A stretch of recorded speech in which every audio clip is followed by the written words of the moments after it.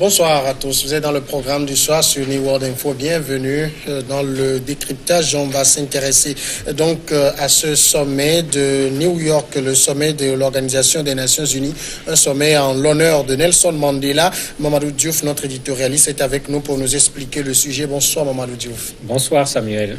Une statue de Nelson Mandela, la main levée vers le ciel, dévoilée à l'ouverture de la 63e Assemblée générale des Nations Unies ce lundi à New York. Un honneur rendu à la légende sud-africaine et figure de la lutte contre l'apartheid par l'Organisation des Nations Unies qui a décidé de lui consacrer la décennie 2019-2028. D'abord, Mamadou Diouf, pourquoi cette initiative d'abord de consacrer cette 73e Assemblée générale à Nelson Mandela? La première chose, c'est qu'il le mérite d'abord. Pour qui connaît l'homme Mandela, pour qui connaît sa lutte pour la liberté, Mandela mérite bien une statue au niveau des Nations Unies. Mandela mérite bien une décennie. Et puisqu'on parle de décennie pour la paix, quand Mandela a été libéré, beaucoup de gens se sont posé des questions. Quelqu'un qui a été brimé, quelqu'un qui a été emprisonné de façon injuste, quelqu'un qui a été séparé de sa famille, les gens s'attendaient peut-être à ce qu'il amène, j'allais dire, la dictature des Noirs sur les Blancs, mais son premier discours a impressionné tout le monde parce qu'il a pardonné. Non seulement il a pardonné, mais il a même invité ses ennemis, parce que c'est comme ça qu'il faut l'appeler, à la table. Venez, on va s'asseoir, venez, on va construire ensemble ce pays-là. Et quand on regarde la période, la décennie qu'on a choisie, notre pays, notre continent, notre monde actuellement est rempli de guerres. Alors que tout le monde connaît son combat pour la paix, il a fait un seul mandat, mais combien de fois dans ce mandat, il s'est levé pour aller être médiateur, pour résoudre des crises, pour ramener la paix dans un certain nombre de pays. Je crois qu'il mérite parfaitement une décennie pour la paix. Alors justement, cette décennie 19-28 pour la paix, qu'est-ce que ça veut dire exactement? Dans le principe, s'il faut respecter l'esprit de Nelson Mandela, il faut que dans ces 10 années, qu'on éteigne l'ensemble des conflits qui sont là, et malheureusement, il y en a beaucoup. Il y en a vraiment beaucoup. Je crois qu'il ne faut pas qu'on sorte de cette décennie pour faire le bilan et qu'on se retrouve à la limite avec les mêmes conflits ou avec même plus de conflits. Si c'est cela la décennie de Mandela, on n'aura pas respecté l'esprit ni l'héritage que Nelson Mandela a laissé. Je me dis que l'ONU a compris, certains des chefs d'État qui ont pris la parole ce jour-là sont revenus là-dessus. Je crois que les gens ont compris que l'ONU est en train de prendre le chemin de la SDN en termes d'échec. Puisque l'ONU était là, d'abord pour empêcher, puisque c'était la leçon qu'on a tirée de la SDN, il faut empêcher au conflit d'éclater. C'était ça le premier rôle de l'ONU. À défaut, quand les conflits éclatent, qu'on utilise la voie de la médiation pour résoudre les problèmes. Aujourd'hui, à la limite, c'est au sein même de l'ONU, c'est au niveau du Conseil de sécurité que se trouvent les problèmes liés à l'ensemble des violences que nous voyons aujourd'hui sur Terre, puisque vous avez des protecteurs de certains pays injustes qui se trouvent là-bas avec un droit de veto et qui, quand même l'Assemblée générale des Nations Unies prend une décision contre un État qui se comporte comme un État terroriste ou bien un État agresseur, il a son protecteur à l'intérieur du système qui met son droit de veto, empêchant à l'ONU de jouer son rôle. Je crois qu'il faut que cette décennie pour Mandela soit également là pour ça. Mandela, président sud-africain, quelle que soit la zone où il y avait des problèmes, on l'a vu prendre des positions fortes, quelle que soit la puissance qui était concernée par la question. Il a toujours gardé sa souveraineté, il a toujours gardé son indépendance. À la limite, il faut réclamer une indépendance de l'Organisation des Nations Unies et en particulier du Conseil de sécurité. Alors, on a une statue, on l'a dit déjà, de Nelson Mandela, la main levée vers le ciel qui a été dévoilée. Ce symbole, qu'est-ce que ça devrait vouloir dire pour les dirigeants qui vont au siège de l'ONU? Mais beaucoup de choses. La première chose, quand on arrive à l'ONU et qu'on voit la statue de Nelson Mandela, si on est un président africain, on doit se poser des questions. La première question, une bonne partie des conflits en Afrique sont dus au fait que des gens veulent s'éterniser au pouvoir. Mandela, malgré sa longue lutte, malgré 27 années de prison, après un mandat, il a pris lui-même la décision d'arrêter. Pourtant, si on posait la question aux Sud-Africains, certainement aucun Sud-Africain n'allait accepter qu'il parte. Mais il n'a pas joué ce jeu de politicard. Il a regardé son âge, il a regardé son état de santé, il a pensé qu'il a fait ce que lui, il devait faire, et qu'un pays, ce n'est pas une seule personne qui le construit. C'est plusieurs personnes qui vont construire un pays. Il s'est retiré et il l'a fait au très bon moment. Je crois que ça doit être une leçon. La deuxième leçon, on l'a vu plusieurs fois, c'était même d'ailleurs un de ses derniers discours aux Nations Unies, dire pourquoi les nations ont besoin d'armes de destruction massive. Et quand il est rentré chez lui, il a apporté la réponse. Sans pression, il s'est mis lui-même à démanteler l'arsenal nucléaire de l'Afrique du Sud. Ceux qui sont là-bas, qui jouent aux gendarmes du nucléaire, ils n'ont qu'à prendre le même exemple que celui de Mandela, en commençant chez eux.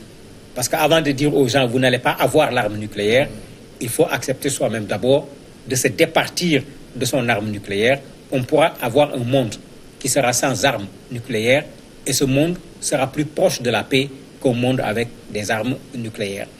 Troisième élément, on a vu lors des discours cette année un retour vers ce qu'on peut appeler l'unilatéralisme au niveau des Nations Unies. Mandela était un partisan du multilatéralisme. Je crois que si les gens viennent et qu'on rencontre la statue, il faut également penser à ce monde qui n'est pas là dirigé par certains qui, entre guillemets, sont puissants, mais un monde qui est là, qui regroupe des États, qui regroupe des peuples, qui regardent dans la même direction, qui agissent ensemble pour la promotion des droits de façon générale, y compris des droits des peuples à l'autodétermination, comme lui, il l'a fait pour son propre peuple. Alors, pourquoi l'ONU choisit Mandela? Est-ce qu'il n'y a que ce seul homme qui incarne toutes ces valeurs aujourd'hui? Non, il n'est pas le seul. Il y a l'ancien secrétaire général des Nations Unies, Kofi Annan, qui l'incarne également. On a vu les hommages qu'on lui a rendus. Mais le cas Mandela est un cas particulier. Regardez l'envergure de Mandela. Puisque généralement, c'est les pays africains, c'est les présidents des pays africains qui veulent aller rencontrer les présidents européens, occidentaux de façon générale. Mais lui, c'est le contraire. Tout le monde voulait venir le rencontrer. Mais malgré tout cela, Mandela est resté avec une humilité extraordinaire. On ne l'a jamais vu avec aucune sorte d'extravagance.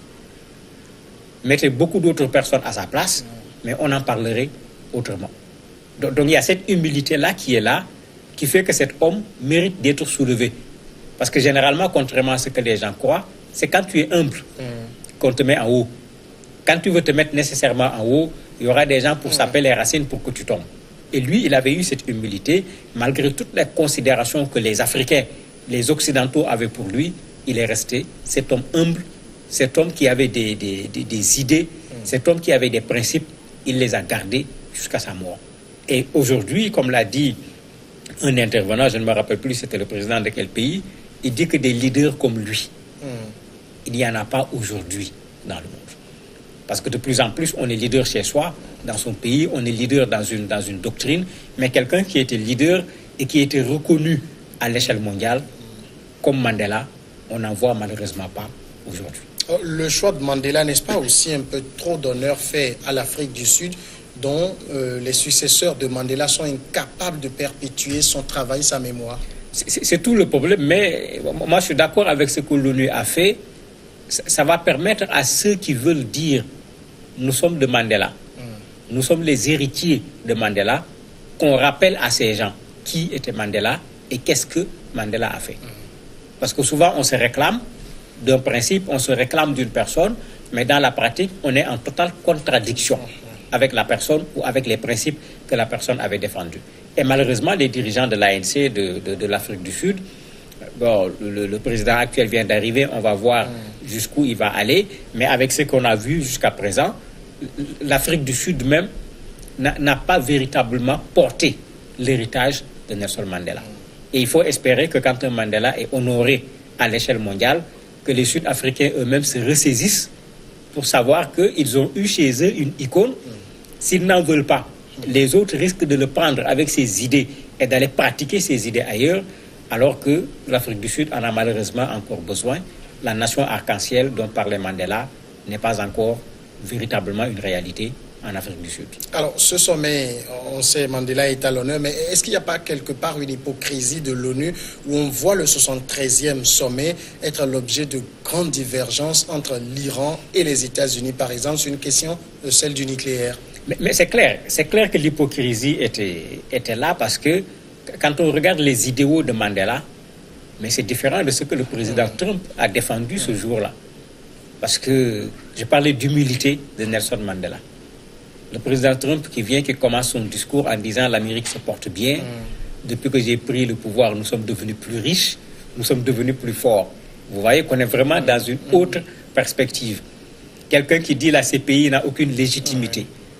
Non pas parce que la CPI n'a pas de légitimité, mais parce que le jour où la CPI va faire véritablement son travail, des présidents américains seront poursuivis, des soldats américains seront poursuivis parce qu'ils ont commis des crimes de guerre un peu partout dans le monde. Mais ça, c'est la force. Et Mandela n'a jamais été partisan de la force quand il faut régler les problèmes du monde. Mandela a été un partisan de l'ouverture. On voit même le président iranien Rouhani, à la limite, se moquer du président américain en disant que les hommes historiques, c'est des hommes qui construisent des ponts, mais ils ne construisent pas des murs.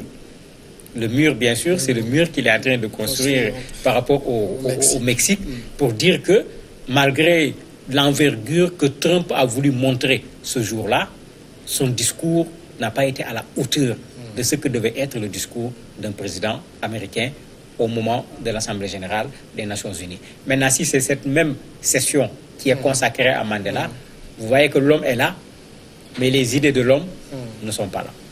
Mamadou Diouf, merci d'avoir répondu à nos questions. C'est moi qui vous remercie. Nous observons maintenant la pause et après l'invité de ce jour.